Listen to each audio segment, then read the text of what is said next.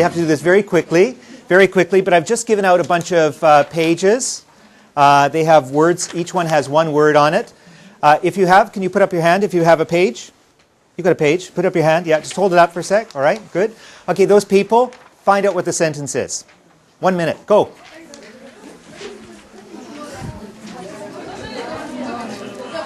In English, in English.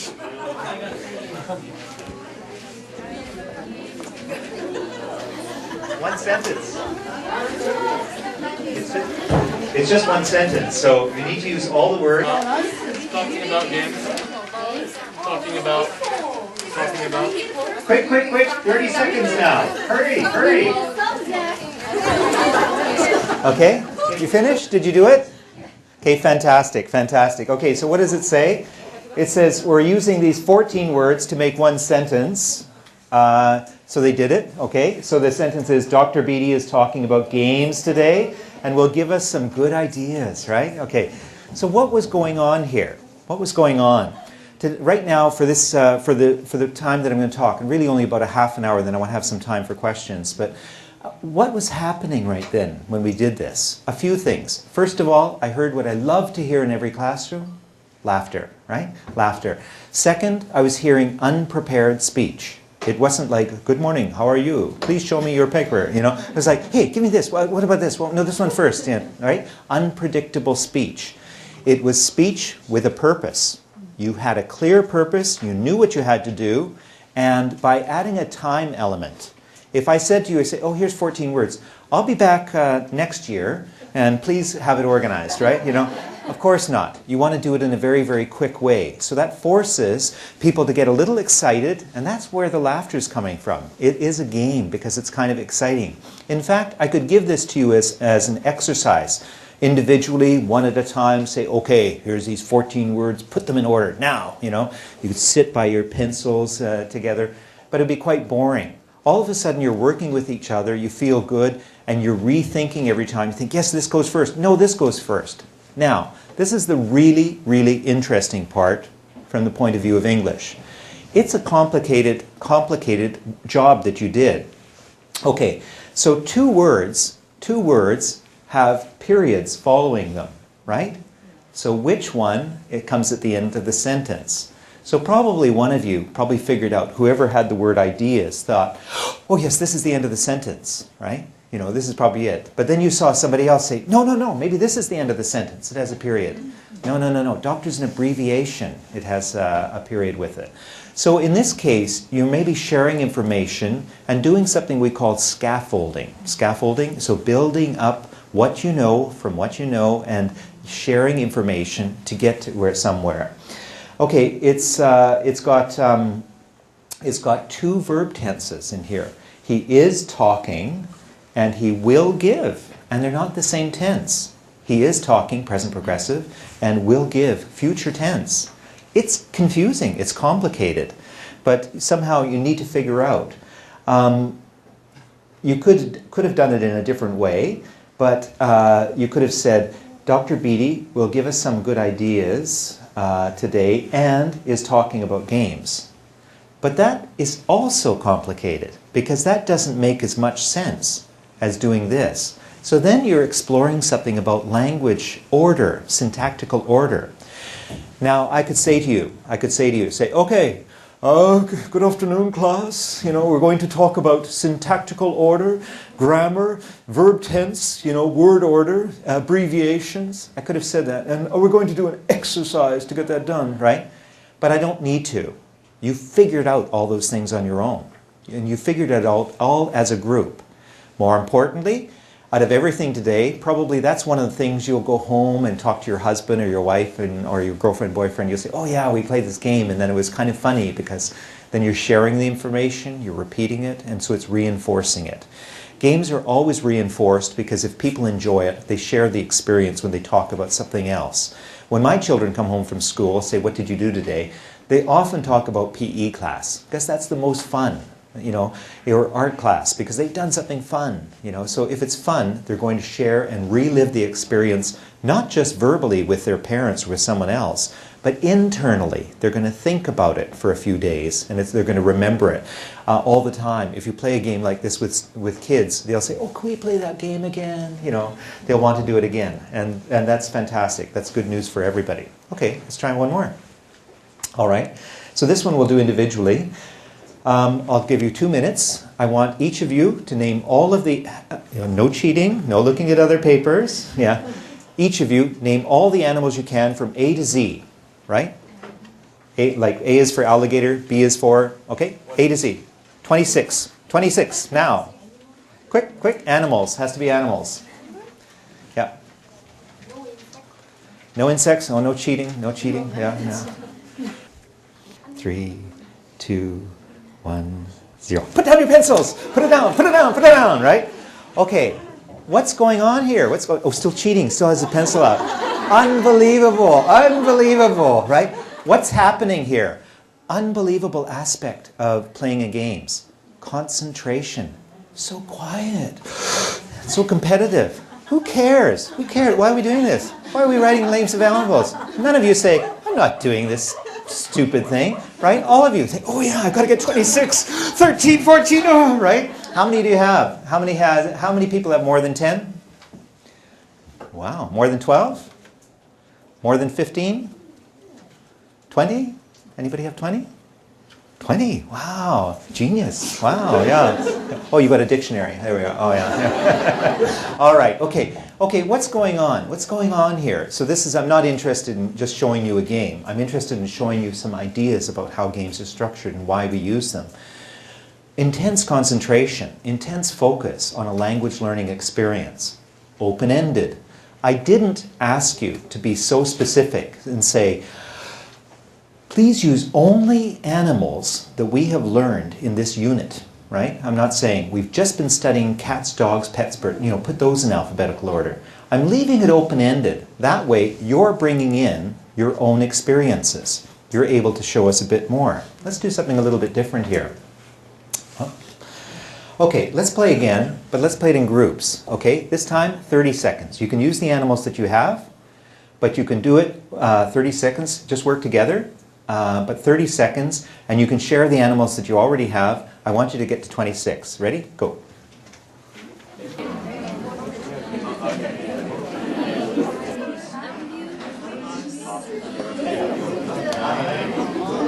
Seven, 6, 5, 4, 3, 2, 1. Okay.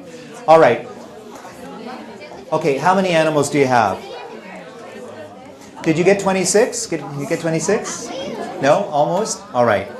Okay, but again, what's happening? What's happening in the game? So again, individually you have enormous concentration. That's fantastic. In a group you still have enormous concentration. But this is an opportunity for you to share. So you're working together, and in too many times in a classroom, we have only competitive behavior. You're A, you're B, C, D plus, E, We're looking at everybody and giving them grades and separating them. Students grow up thinking, oh yes, if I get it, I can only get an A if other people get B and C, right? They're looking to be the top of the class and to be the only one or getting the top. It's too competitive, right? So we need to find opportunities to collaborate and to work because quite frankly, nobody gets a job when they graduate where they're only working by themselves, right? I don't know, is there a job, I don't know, lighthouse keeper or something? Nobody works by themselves anymore. You're always working in a group. You're always communicating in a group. And the higher level you rise to, the more you communicate. I read something about management in companies. Managers spend an average of 50% of their time just talking to other people. The other 50%, paperwork, doing different things, but 50%. As you go to a CEO level, to a chief officer of a company, then it goes up to 90%, where you spend 90% of your time talking to other people. And that's what we do. If you really want a good job, you should be able to communicate effectively. Okay, so we've played this game, and you can see variations on this sorts of thing that you can do. But we really want to talk about this idea, are you having competitive or collaborative activities?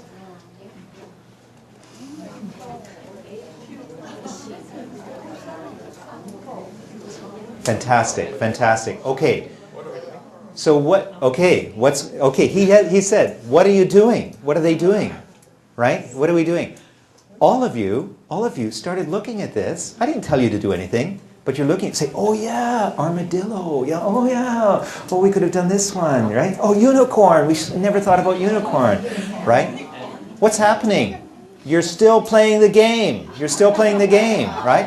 I didn't ask you to. But when we introduce games in the classroom, when we introduce language learning games, they don't stop. They don't, she still won't stop, right? Yes? What's N? Huh? N? Moose. Narwhal. Narwhal. Yeah? Huh? Unicorn? Not an animal. Yeah? Yeah? You don't have a unicorn? Yeah? Yeah? I had some for dinner, barbecue last night. Yeah. Okay. All right. Okay. All right. So what else is happening here? What's happening right there? She's writing the rules. She's writing the rules. She said, oh, it's not really an animal.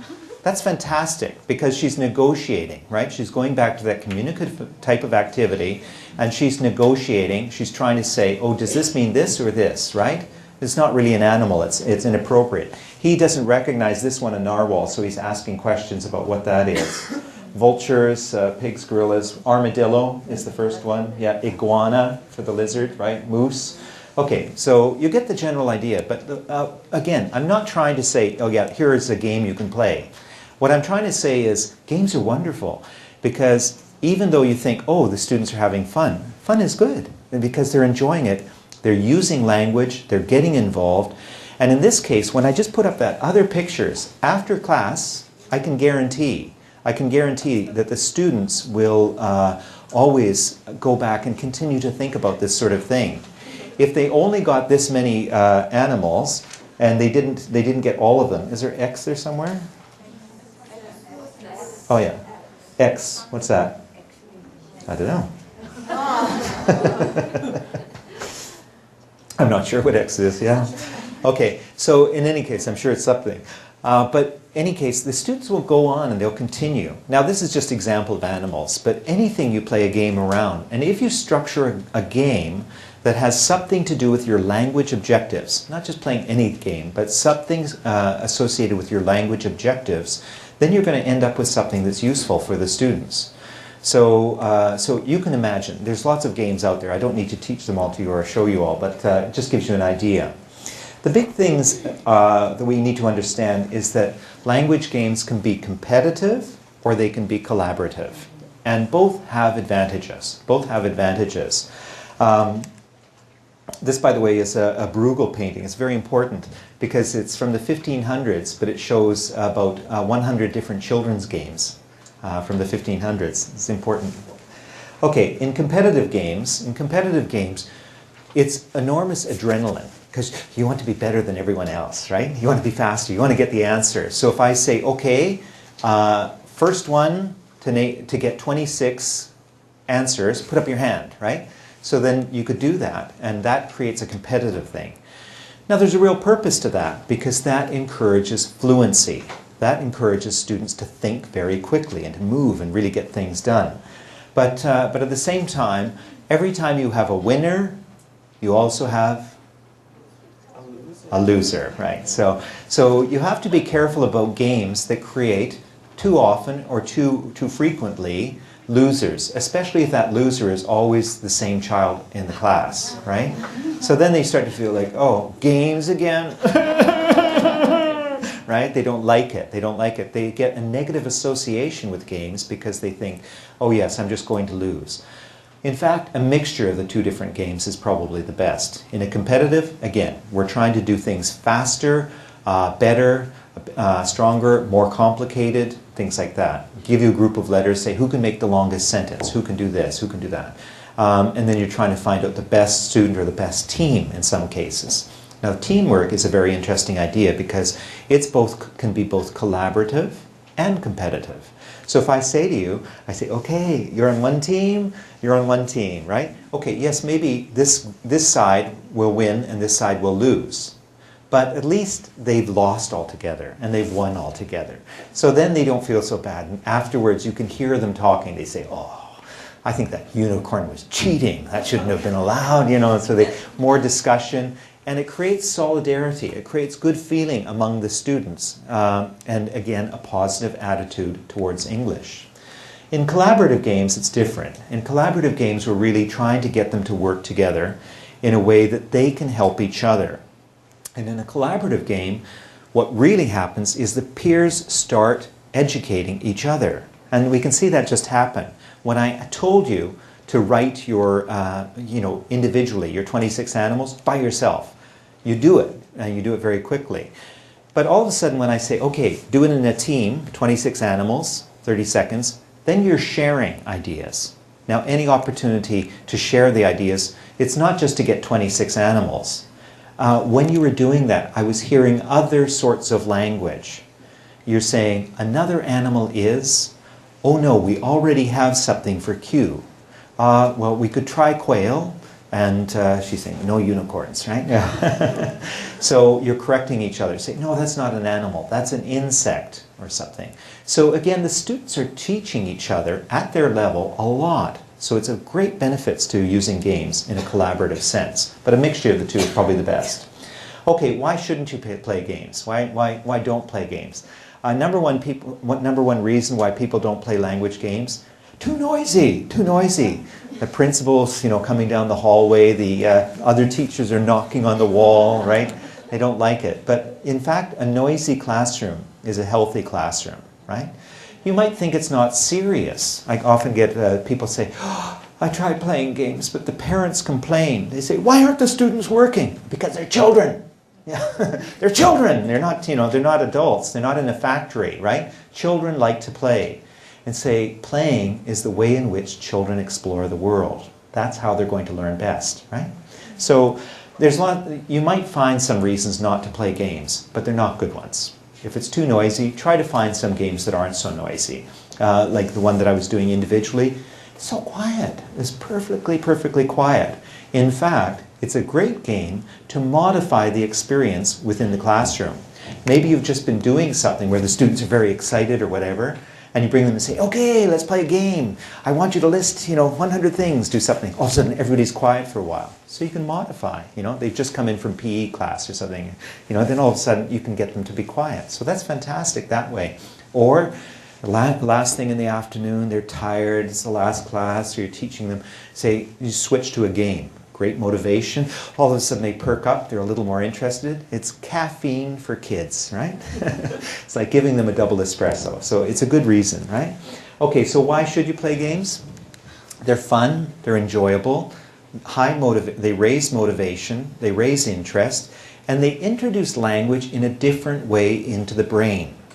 So again, read, write, listen, speak, but all of a sudden you're playing a game. And what was going on here? People were writing, they were reading what each other had written, they were speaking to each other, and they were listening. What else do we want to happen in a language classroom, right? That's all we want. In fact, you could probably teach an entire course, nothing but games. Your students probably do quite well. Have fun. They could become clowns at the end. Okay, so, all right, so here's some information. I just want to take a few minutes and give you the last task. And this is a group task again. You can do it with each other. But what I want you to do is to see how excited people are. They're already turning their pages. They're trying to get ready. It's like at the starting line, I've got to go. Yeah, right? You're excited. It's exciting to play games. They're fantastic in terms of motivation. Okay, so this is a really, really important idea. Everything that you have within a textbook, like this is just the vocabulary page that we looked at earlier on the interactive whiteboard, but everything in a textbook, it's possible to turn it into a game in some way. So that's the question that I'm going to ask you. I'm going to give you about 4 minutes, 5 minutes, and I want you to look at this and think in your group. Say, okay, we want to use this for a game in some way. What do you think? What are some different games that we can do? And I really want to ask a few groups. So come up with something special and different and interesting that you think students would enjoy in a competitive way or a collaborative way. Okay? Go! All right? Go.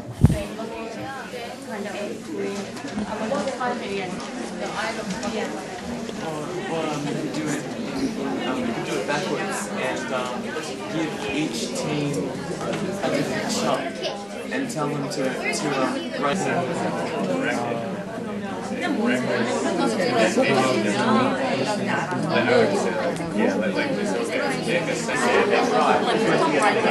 So I'm sure you could spend 100 hours doing this, but let's try to find out what a couple of people have had for ideas, and we'll share some of those. Okay, I'm going to start with you in the back. Okay, come on, you tell us your idea.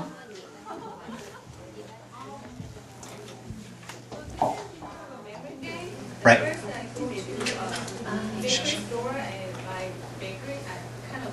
Yeah.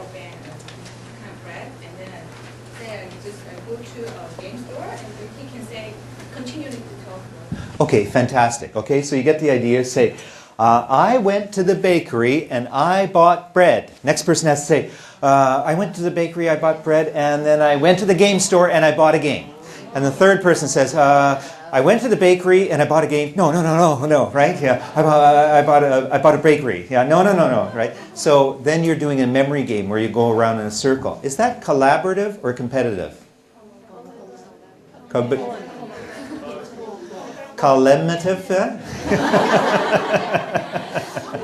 Okay, all right, what is it? It's a little bit collaborative because you are working together, but it's competitive, kind of see if the next person can do all of it. And of course, you would go around in a circle, you'd come back to the first person and see if they could do it all over again as well. What's going on there as a game? What's going on as a game? They're getting fluency because they have to say it quickly. It's memorization skills, that's really important. Pronunciation practice is extremely important, right? So principal comes into the room and says, what's going on here? Students talking, sitting around. And I say, no, they're getting pronunciation practice, memorization, they're doing this. And they think, oh, okay, fine, blah, blah, blah, yeah, no problem. Okay, fantastic, that's a great game. Who's next? Don't be shy. Yeah, okay. Oh yeah, well, we had two ideas. One of them was... Overachievers, two ideas, yeah, okay. No.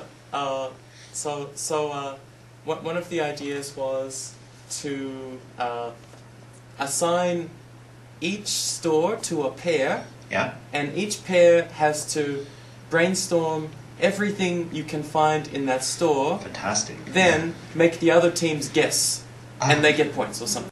Right, okay, fantastic. Okay, let's just talk about that for a sec. I love this.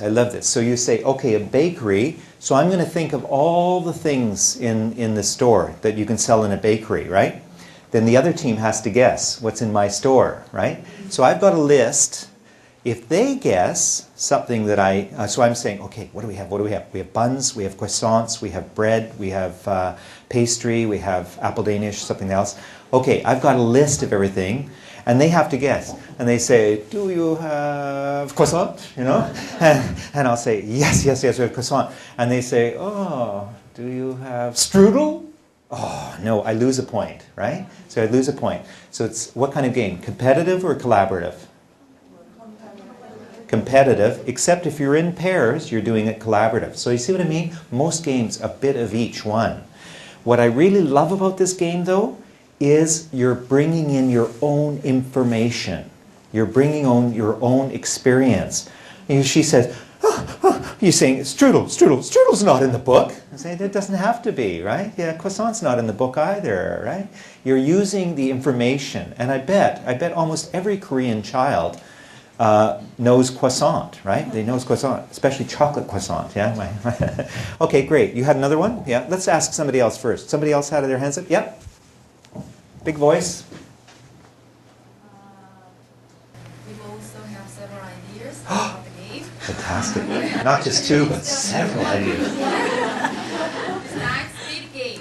So you can pair two students each other, and then the first one explain about the stores from 1 to 7, and also you can use the words from 9 to 12 to describe about the stores. For example, one student the place where you can save the money, and then the other student have an answer. Is it a bank, whatever? Yes, and then get a score. Ah, good. Okay, so very, very clever. So what are they doing? It's kind of a definition game. So it's bringing in a real functional language, and you could play this a lot of different ways.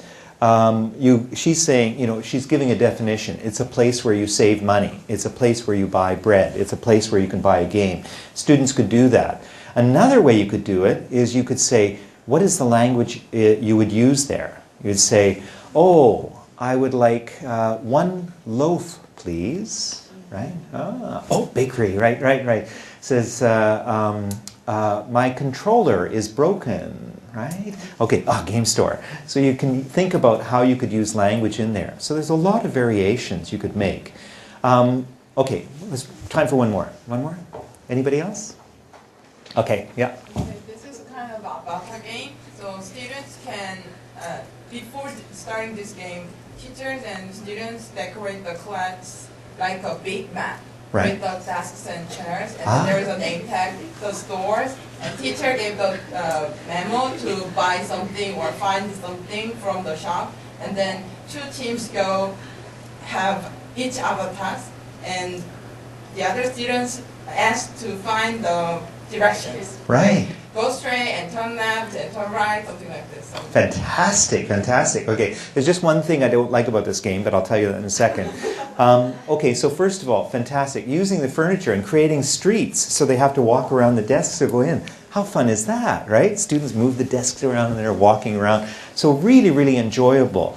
So you've got a list of things you have to buy. How do I get to the bakery? Oh, you have to turn left, go right, things like that. No problem. Only one thing I don't like about this game, the teacher will, why? Be a lazy teacher. Anything you would do, make the students do. Even with these games, if you teach 1 or 2 or 3 or 4 games, always ask your students. They could do this. They could say, okay, we want to play a game. You guys want to play a game? Sure. Okay. Think of one. What? Say, yeah, you can think of a game. How do you play a game? It's the information. Give them some examples. After a while, they will think, yeah, how could I turn this into a game? So their whole mental outlook is really all about how to use the language creatively in an interesting way, right? Okay, this is really, really great. I think, if I'm a teacher and I'm trying to say, oh, do my students understand? I'd have to say, I'm very satisfied. You've done a great job, everybody. That's fantastic. Okay. Students are excited about learning. Most students are excited about learning, and games help to maintain that excitement. So learning is enjoyable, it's effective, and it's efficient, right? It's really effective. I think that things that you learned, somebody, will go home tonight and talk to their husband or wife and say, oh, yeah. Did you know a narwhal? Do you know what a narwhal is? Or something like that. And they'll be talking about that. It'll be discussions. So they'll be reinforcing the language. It's a great thing. So it's enjoyable. It's effective because you're really learning in a heightened awareness. When you're really having fun, you're excited, that's the best time to learn about something. And it's efficient because even though it takes a little time to organize a game, you can see how quickly and how much work you do. If I said, okay, tomorrow bring a list of 26 animals, you say, oh, okay, go home, you write it out. But if I say, okay, 26 animals, you've got 2 minutes, then again, your efficiency is very, very high because you're so focused on the task. So it's a very positive thing. Okay. So again, the most important thing I want to tell you again today is my email address. It's on the back there. Some of you, again, you'll wake up at 3 o'clock in the morning and think, why didn't I ask him this? I don't know. Then you can email me, ask a question, and I can help you with that. I'm not going to mark your student papers, but if you have some other questions about language teaching and learning, I'm happy to sort of discuss those with you. If you use the materials, I'd really, really like to hear your feedback on how well you like the materials, anything that could be improved, because we always change new editions, right? Okay, we've come towards the end of the time, but we still have 10 minutes. And I wanted to put aside 10 minutes to hear any questions you might have right now. Because again, if you have a question, probably everybody has the same question. Okay, well, I'm sure you'd like to stay all day. I wouldn't, I'm tired. And I have to fly back to Canada. So I really want to thank you for being such an enthusiastic and excited and productive audience. I think you've all got a lot of ideas from each other, as well as hopefully from me. Somebody, I think, was taking pictures of the screen or trying to get some ideas. I think all of this is going to be on the Language World website as a videos, different videos they're going to put up. So if you want that information, you can get it. If you need the handouts or something like that you would like, email me. I can give you any of that information. Thanks again. Have a wonderful day. Stay warm. Okay. 감사합니다.